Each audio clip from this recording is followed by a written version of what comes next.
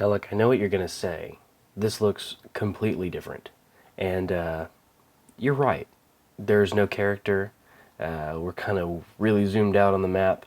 This is not a view that I'm typically in. However, we're going to do something very, very special today, and I'm really excited about it. And basically, what's going to happen is I'm in observe mode, quote unquote, and that means I'm not really playing as a character. And what I'm going to do is I'm going to completely take my hands off, and we are going to allow the game to run for the next 400 years. As you can see, we're in 7600. This is 400 years before Aegon the Conqueror takes his dragon from Dragonstone and begins to conquer Westeros. And we're going to see what would happen if the Doom never happened, and also what if Aegon never existed. And so yeah, get ready to enjoy a particularly awesome time lapse.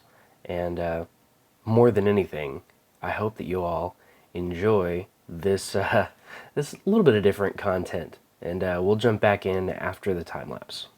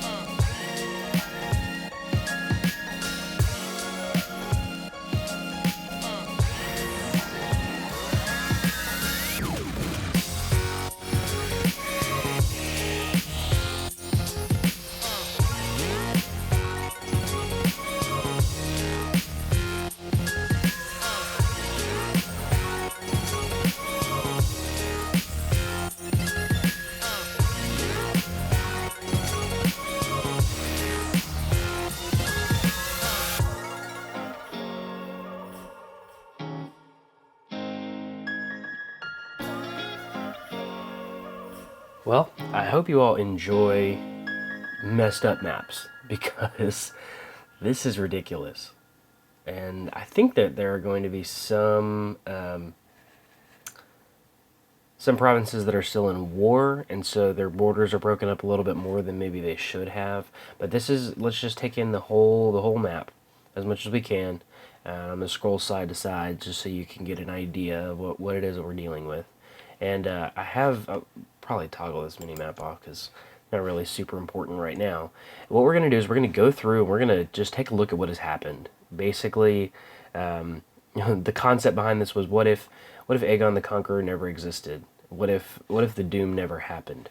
And we're at the start of what would be considered the beginning of the base submod. The game has been going for 400 years, and I haven't touched it. I haven't played as any characters. This has been entirely computer generated, and it has taken roughly 24 hours for my computer to go about 400 years in the future on this. And well, what was about 24 hours of recording time is going to be condensed to massively, maybe a 10-minute time lapse. I don't know. It's going to have to be, I think proportionally it would probably be 12 minutes would be probably appropriate, but I haven't reduced it yet, so we'll have to see exactly what happened. But let's start up here. Let's just begin in Wildling territory. As you can see, for quite a while here, the Wildlings were unified under a king beyond the wall, and you could probably see that for quite a while. But what happened was the wall fell, and currently the wall is not run by the Black Brothers. It is a chiefdom. It is actually a vassal, or it was. It no longer anymore, but it is a chiefdom of the wall. So the Wildlings rule the wall and beyond the wall still. There was no appearance of White Walkers or anything like that. As far as I know, I didn't see any map changes or anything like that. The Kingdom of the North is currently ruled by a Wildling child in King's House, actually, in the North. So we'll start taking a look for major houses here in just a little while. But essentially, the Kingdom of the North, if we look at the history of it, it was ruled. Where is it?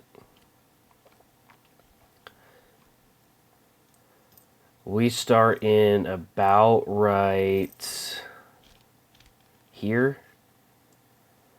So you have Brandon the 8th the Pious, Brandon the 9th the Prudent, Cregan the Black, Malador the Evil, Dorilla, Eddard the Wolf, who died of cancer at the age of 63, Brandon the 10th, who has some red hair. Birth name was Larence. I don't know if that makes a difference. Arnulf the Open-Handed died in battle against the forces of Lord Garce of Sunrise Keep. Let's actually take a look through. We'll go through and look at the actual characters here in just a second. But there's Errold, King Errold of the North, John the Fourth, who died under suspicious circumstances. Benjen the Gallant was the final. Died of too much drinking. Was the final member of House Stark to rule the North for quite a while. It looks like the Wildlings took over in 7853 under Bamir Hornblower. Then Maud, Brella Shieldbreaker, Arson. That's a great name. Arson the Scarred, Scar Crow Killer, Buttercup Widowmaker, Toke, wow, Widowmaker, Balder Shieldbreaker, and then again conquered as a claimant by Winton the First, the Holy of House Stark, Desmond, followed by Winton the Second, the Oppressor, Donald, and then again conquered in war by Valmond Crowkiller.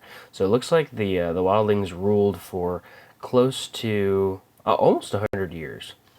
It looks like about 60 or 70 years they held the North, and then the Starks conquered again and reigned for about 50 years, close to 50 years. No, I'm sorry, 40 years. Right here, I was looking at that date. 40 years the Starks ruled, and then again were conquered and ruled for about 10 years. The Wildlings did. Starks had it again, and then the most recent history conquered in 79-92, so about 8 years prior to this convening. Now the Wildlings hold it once more. So kind of a toss back and forth for the Kingdom of the North, going back and forth. Let's take a look at these great Stark Kings, because that's always interesting to me to see these guys. So started out, the guy to begin was King Brandon the Pious, who died of gonorrhea. So obviously, you know, really holy dude. And then his, let's see, the next person to inherit after him was Brandon the Prudent. So I would imagine it's the son. Nope. I imagine maybe it's the son of Osric. No. Bowen Stark. No. Brandon the Prudent. Right here, of House Stark. Not a bad character, but again, not a great character. Cregan the Black followed him, who, high in intrigue, was a master seducer in spite of his homosexual tendencies, and ended up with quite a few maladies later on in his life. It looks like the lustful nature of this king in the north kind of ended up doing him in. And we had Malador the Evil, who, I mean, I don't really see evil in this guy, but he died under suspicious circumstances, so I would assume it's, you know, people didn't like him very much. Probably didn't have very high vassal opinions, so they probably sought to kill him. Queen Dorilla of the North was a tyrant, and it looks like she reigned actually for about 9 years before she died of depression at the age of 39, and her son, King Eddard the Wolf, inherited. Eddard the Wolf had green dreams, was followed by a dire wolf, also was a tyrant, and it looks like he died of his cancer. Yeah, had cancer later on in his life. A decent character. I would imagine that this would make a really good actual, like, in-canon character, with the green dreams, the dire wolf, and not being a very good fighter, but still having, you know, a decent command. So, I mean, I wouldn't mind playing as that. At least role playing, that would be pretty cool. And it looks like to inherit after him was Brandon the 10th, and parent was, looks like it was the second son. Yeah. So it looks like it was the second son of the former Queen Dorilla, and his son, King Brandon the 10th in the North, was Grey Eminence. Wow, that's really cool. It's tough to see a lot of AI characters end up with that level 4 learning trait. It still surprises me sometimes. Also a tyrant and a duelist. And bear in mind, all of these guys are computer generated. Like I had no hand in this. You didn't see anything. Arnulf, the open-handed, doesn't have the kingship around him. So I wonder what's up with that. I don't know. Was a little on the slow side. And his son inherited after him, King Errold of the North. Also had a little tendency to him, but was also slow. So it looks like the Starks were bitten by the congenital trait bug for a little while. Had some tyrannical stain throughout their reign. I don't see any guys with a particularly long reign, to be honest with you. This guy, King John the Fourth, for example, only ruled for about 2 years before he died under suspicious circumstances. Benjen the Gallant, his son, inherited after him, and then ruled for about 20 years before he was conquered by Bamir Hornblower, and legitimized bastard son of, wow, Baron Shieldbreaker, who looks like just claimed himself King Beyond the Wall. Let's take a look at the Kingdom Beyond the Wall really quick. See if we, yeah, right here, was created by that guy to go conquer the north. And then It looks like the North kind of became their main title before it was created again most recently by Dressed the Handsome, and nobody currently holds it. So it's kind of fallen by the wayside. There is no current kingdom beyond the wall. Looks like the Trident has also bled up into here, as long as Winterfell being its own entity. And I would probably say, yeah, this guy right here is Lord Paramount of Winterfell, so it looks like it's a direct vassal and of the Kingdom of the North. Perhaps, I don't know, he doesn't have a liege, so I don't know if it would assimilate, but it looks like his main holding is Harroway's Town down in the south, so that's a little weird. Also, for some reason, it looks like the Summer Sea has conquered a bit of the Neck and the Crossing as well in the Twins. I don't really understand what's happening here, but it looks like the liege is this guy from the Summer Sea. I want to take a look and see what the history of this is, because look, there's like this there's been a couple of conquerings happening. Wow, it's changed hands quite a bit. It was created by Takoko the First, the Just. Pretty decent character, to be honest with you. And then inherited by High King Mermisbar, looks like. No real like no real great characters in here. I thought maybe there would be some, you know, beastly conquering characters, but that guy had 22 diplomacy, so that was pretty good. But for some reason, yeah, they either through marriage or conquering have somehow gotten the Neck and the Twins as well. I don't know if it's still the Freys. Yeah, the Freys are still at the Twins. They're just a vassal of the Summer Sea, which is freaking hilarious to me. Look, it also looks like the bits of the Trident as well. So Black Rush and the Blue Fork are also bits and pieces of the Summer Sea as well. For a while there, the Mountain and the Vale was totally disrupted and destroyed. The Arryns still rule in it, but they rule from up here in Pebble, which, you know, if you could think of more humble holdings, let me know. But Pebble's pretty bad. Yeah, there's been all kinds of chaos with the Arryns ruling. So it looks like ruling in the beginning was King Lucas of the Mountain and the Vale. That's who kind of was in command whenever we began. And it looks like it was inherited by Jasper the Oppressor, who doesn't have the heraldry around his portrait right here. But then Roel, and then it looks like inherited by a man of House Royce. So that's cool. A formidable fighter from House Royce. Wow.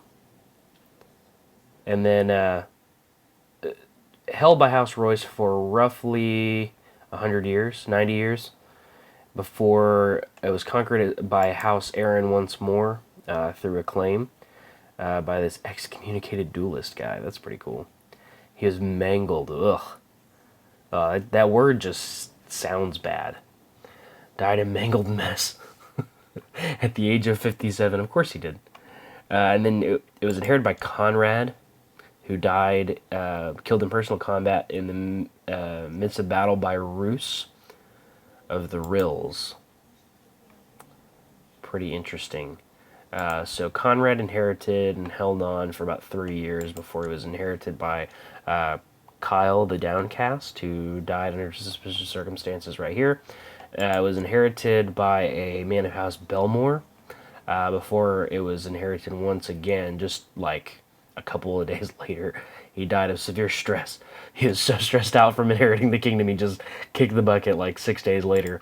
And then King Erston of House Royce, and House Royce holds it again for a couple years. The only hiccup is House Redfort before. Once again, the Arryns had it for about 50, 60 years, something like that. Conquered as a claimant of House Trant. Trant holds it for a little while before it actually becomes this man of House Belmore. Once again, dies of complications relating to the these Belmors don't really die from noble causes, but it looks like the Wildlings actually hold it. Bamir Hornblower, who held the north for a little while, actually conquers the Vale. This guy just doesn't strike me as this great character, but maybe he was. Maybe he was. He died clutching his heart, so it doesn't look like his chest pains evolved into anything. But this guy doesn't look like a great character, but it looks like he did a really, really good job, and they hold it. It looks like they. I know Maud at least was in the north as well. Also held the Vale title, and then Brella Shieldbreaker did the same thing, the north and the Vale, and then it was inherited by Mance Shieldbreaker, and then Herrig before the Arryns conquer once more. And then it jumps back and forth for a little while, and finally it has been conquered by this guy, Roger, King Roger Arryn of the Mountain and the Vale. Again, not a really great character, but yeah. So the Vale was kind of broken up for a little while. One other hiccup that you see up here in the north is Tyrosh. It's currently the seat of Tyrosh is held in White Harbor. I don't know. Maybe they had a trade post and it kind of became the main holding. I don't have any idea. So they hold the city of White Harbor is actually their capital. I don't know. I don't know why they would choose to do that, but they did apparently. So the trident has shrunk in size, and I don't actually see a.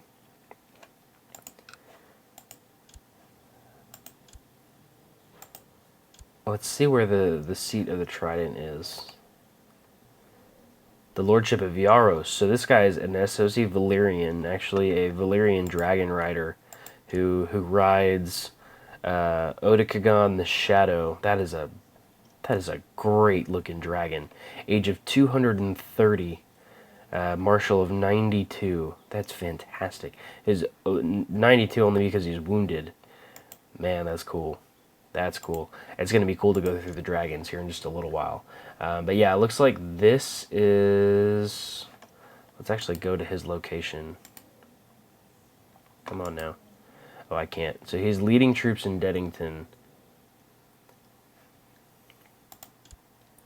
So it looks like he holds the Lordship of Yaros over here, this little island off the coast of Yunkai. And Yunkai is also a part of Rosby, somehow. Man, these intermarriages and everything have really, like, divided the map like crazy. So yeah, that's the Trident, currently held by a Valyrian Dragon Rider, so that's pretty cool.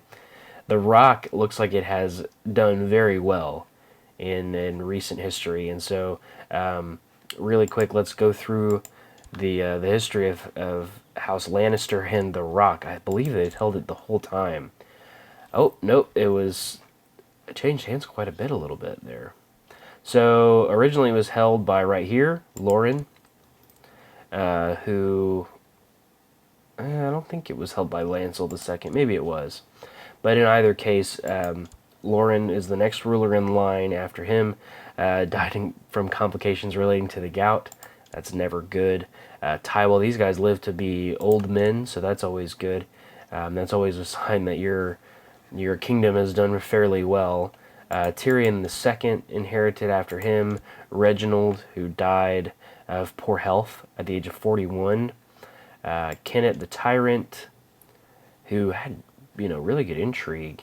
Tisane the Suspicious, who doesn't look very good. And then Illyria was the last Lannister ruler for a little while because it was inherited. Like, she conquered it as a claimant, but it looks like she was in a regular marriage. And so she was married to this guy, and her son, Timos, inherited from House Payne. So House Payne holds the Rock for quite a while. They inherit in 7700, and they hold, the math should be really easy on this. They hold it for 64 years, or actually 73 years by the look of it, is where it changed hands. And then House Mallister holds it. They actually inherit it. So it was in a regular marriage. Looks like Marie, when you have a female ruler in a regular marriage to a member of House Malister, who is actually the king of the Trident at the moment. And then the son inherits, and they hold it for just a little while. It looks like roughly 30 years, 20 years. And then conquered again by House Lannister as a claimant. This guy's actually a Septon who conquered it. Before, I don't know, it doesn't give any detail of what happened, but House Farman holds it for a little while before it goes back to House Lannister, who has held it at that point, or at this point, close to 200 years. Again, I'll just quickly click through these characters to see if we see anybody interesting or noteworthy. I'm just looking at stats mainly, but I don't really see anybody that's jumping out to me as super, super interesting. Yeah. This guy, declared incapable, is the current ruler of the Kingdom of the Rock, and they've gradually inherited most of the Stormlands. The Stormlands has shrunk, surprisingly, and much of the Reach is now held by the Lannisters of the Rock. So there's that. It looks like they're currently at war, so they're probably a little bit more stable than they would be. Ashmark would probably be a big part of coming back into the fold if they weren't in Mega War. You can see the Iron Isles. There's actually parts of them that are ruled by the Stepstones, which is a little different. And then you have House Gargrave at Harlaw Hill, that is a independent ruler right there, but it's currently held by House Tilden, and it's probably going to be a jumbled up history. There's probably not going to be one single house that holds it for very long. Yeah, not at all. And at the beginning, you have House Grey Iron that holds it, and it looks like the last Grey Iron king.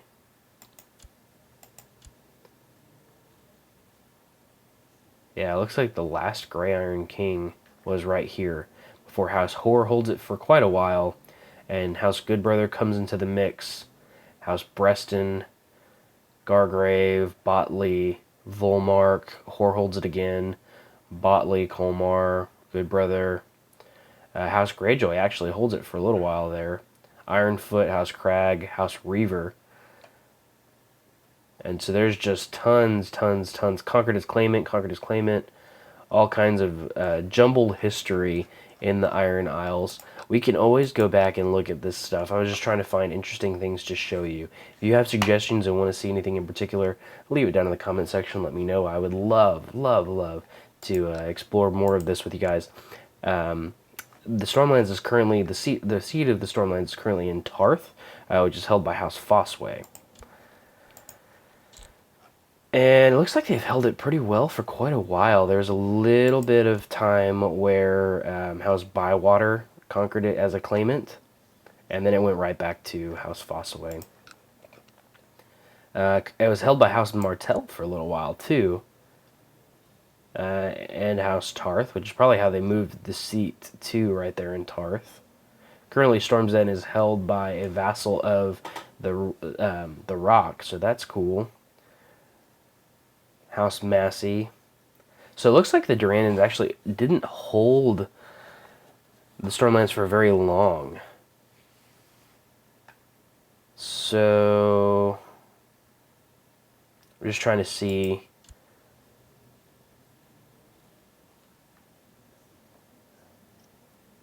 This guy, Davos, I'm looking through for any. This girl was pretty beastly, strong. Must have had really good base stats. Yeah, she did. Really good base stats. All things considered, she's a really good character. Miles the Prudent. So there's actually two queens, one right after another. Alyssa and Alanis. One died in personal combat. The other died a mangled mess. Not a good way to go out. Oh, somebody killed a child at the age of 13. And then Valit, I don't know. Durandon was the last Durandon to hold. So it was mostly, I mean, it was quite a few women that held the position of of holding the Stormlands for quite a while before House Massey. It looks like inherited or held it for a brief period as maybe Lord Protector before awarding the kingdom to the Storm King and Angron of House Tarth. So that House Tarth holds it for quite a while before it's conquered by the Martells again and again. Conquered and then conquered back. Inherited and then inherited. Looks like they intermarried and then inherited again. House Martell actually holds it for quite a while here before you get some House Fossilway in the mix. Conquered again as a claimant. And then this girl, Caroline, the usurper. That's fantastic. And then House Fossilway holds it pretty much uncontested for close to, 150 years-ish. Right around there. It's actually at like 130, but I'm trying to amplify. You know how people do. I'm trying to amplify these these stats a little bit. It looks like there's some Valyrians as well here right off the coast of Cape Wrath. So that's pretty cool. And then it just doesn't look like they have they don't have very many vassals. It's kind of crazy, to be honest with you. It also looks like Dragonstone is a vassal of this guy in the Summer Isles. It's just so crazy to me. Rosby's doing just fine, right there in the middle. Haven't been conquered yet or anything. Dorne is roughly hewn right here. It looks like House Martell doesn't hold Dorne anymore. The seat of Dorne is actually here in Gallows Grey, and it's held by an Essos and Valyrian guy. This is pretty interesting. He's a dragon rider, so that immediately makes him. But he just conquered it about 4 years prior to me stopping the time-lapse here. Before that, it was held by House Ronwood for a while. House Martell, House Darklin actually conquered it for a little while. That's pretty cool. And then, nice. This guy was a dragon rider? That's beastly. So it goes back and forth between House Martell. House Tarth actually has it for a little while. And, don't tell me this guy is a... Wow, a Dothraki actually conquered Dorne. Wow, was murdered on the orders of Septon Desiel of the Threefold Gates.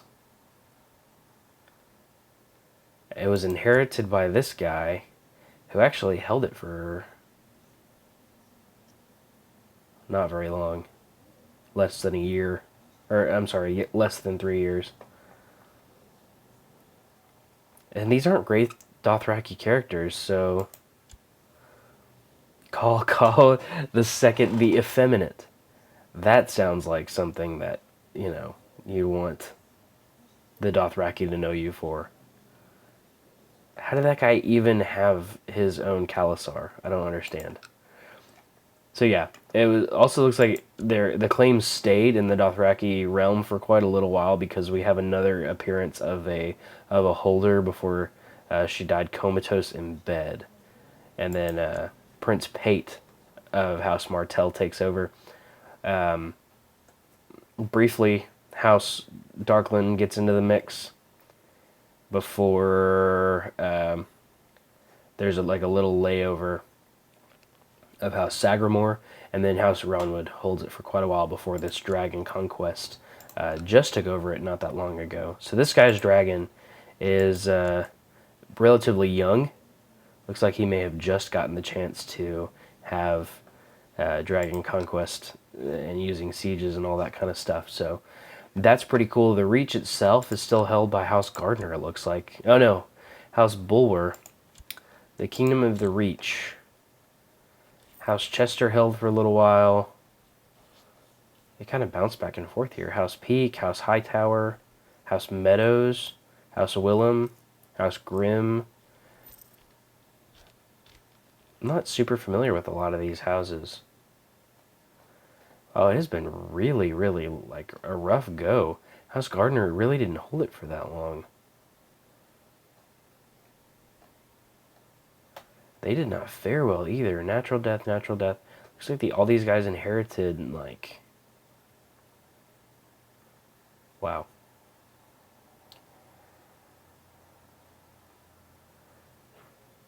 Looks like all these guys died of old age, but still, it doesn't look like they ruled for very long. That guy ruled for like 50 years, so I guess there's that.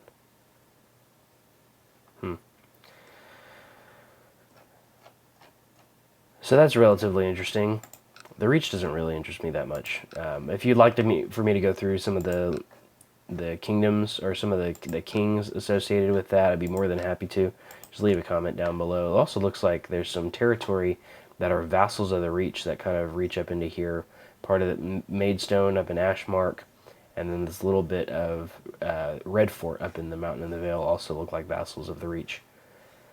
Over in Essos, you have Andalos that was formed. That's pretty interesting. So Arcandirio, the Rash of Andalos, ironically is a Pentosi and a worshipper of R'hllor. So that's a little bit of a different flavor for Andalos being reformed. That's pretty cool. And it looks like they conquered most of Braavos except for Braavos itself, which is currently held by Lord Master Verifos. And this is before the uncloaking of Braavos, so it's not actually, it doesn't have the great lore that it typically does. Pentos looks like a tributary of Valyria, if I'm not mistaken. It's the free city of Pentos, but they're, I think they're a tributary of Valyria. Tyrosh is down here, of course, the White Harbor is their seat. I mean, why wouldn't it be? Myr is still down here. The Mermen still hold on to it. I'm not going to go through the history of these because, one, it would be really long because high families don't really hold on for very long in there, typically. Volantis, currently the seat of Volantis is right here. What is this? Valena.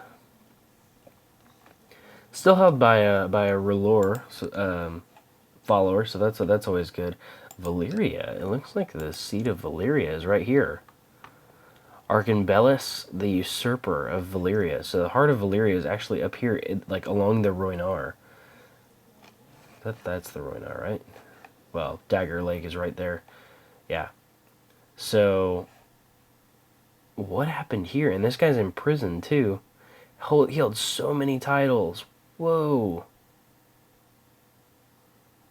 That's crazy. He also holds North Valyria and Nysar, along with a bunch of high lordships, all at the age of 12. Let's take a look at the history of Valyria for just a second here. This is bound to be tumultuous.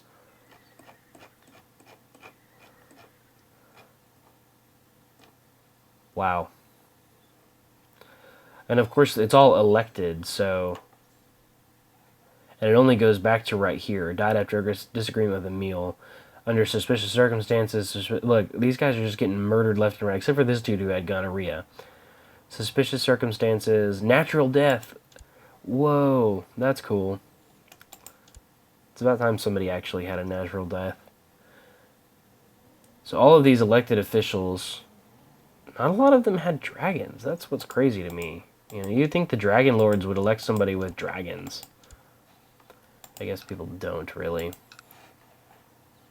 So yeah, that's Valyria, which for a while was spread pretty wide. I would say, you know, it actually held the land of these areas and kind of extended over here. And it never really, like, conquered most of Essos, but it held quite a bit for a long time. And as we move further east, we have less and less interest, so I'm not going to go too far or whatever. A Giscar is still a thing. The Herkun over here hold quite a bit of land, more than they typically do. And of course, it's a patriarchy over here. Amazing lore over here. We talked a little bit about that in the Valyrian, House Targaryen playthrough. Whenever we were King Baelor, whenever we were having to fight the White Walkers over here in Essos. Amazing lore, fantastic. This was actually where the original Azor Ahai was from Hyrkun over here, so that's pretty cool. Doesn't look like there are any super great big Khalasars right now. There's a couple of Dothraki horse lords. This guy looks, I mean, that's the highest martial I've seen in quite a while, even among the Dragon Riders. That's really great. Like I said, Giskar's still a thing. There's a Grand Prince of Khazai, the Empire of Khazai. It's a great empire, but it's one effing province. I don't know what's up with that. That's always interesting. When you could have an empire and like just call your one little thing an empire. There's still Asabad's over here, Yaitai's over here, or Yiti. I'm not exactly sure how to pronounce that. I don't even know if George R.R. Martin knows how to pronounce it. It's always interesting whenever you hear interviews about this guy. Jagos Nahai, there's quite a few like really powerful ones over here. It's always funny when you hear George talk about creating these far eastern places, mostly just because they asked him to. That's really the only reason these places exist, is because somebody said, "Hey, what's over here?" And like, he's like, "This is never going to influence the story at all." But you know, okay, maybe Ashai is all the way over here, so let's fill in the gap between Ashai and Karth. They're really the only. Like, they're not next to each other, obviously, in the book, so he had to figure out, what takes place between them. And so that's always really interesting to me, and kind of makes me laugh because, I'm a huge fanboy of all of this. I'm a huge fan of the world George has created, and, a lot of it, especially this end of the map, was created mostly out of necessity to, appease people like me. Ironically. So, look, there's a Giscari Dothraki guy right here in the middle. I thought this was winter for a second because that's kind of the map color for winter. So I was a little scared there for a second.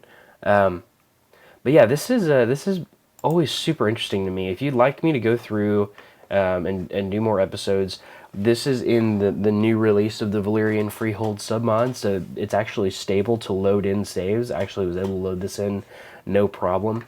I don't know if I can save as a I think I can save as a non-character, but I have to choose a character coming back in. I can always go back into observe mode. So yeah, I would be really happy to look through some of this and see, if there's anything interesting that that I just skimmed over that you'd like more information on. I think this is a really cool concept. We can even keep going with it. I don't think it's very stable after this point. I tried to see how far I could take it. I had some crashing going on, so if I'm going to go much further, I'm going to have to keep a really close eye on it. But we can. This is just a concept that I had in my head. With the stable release of the submod, I figured it would be a good idea to go through. But yeah, that is the Westeros we know and love. That is really ugly borders right now. So, yeah.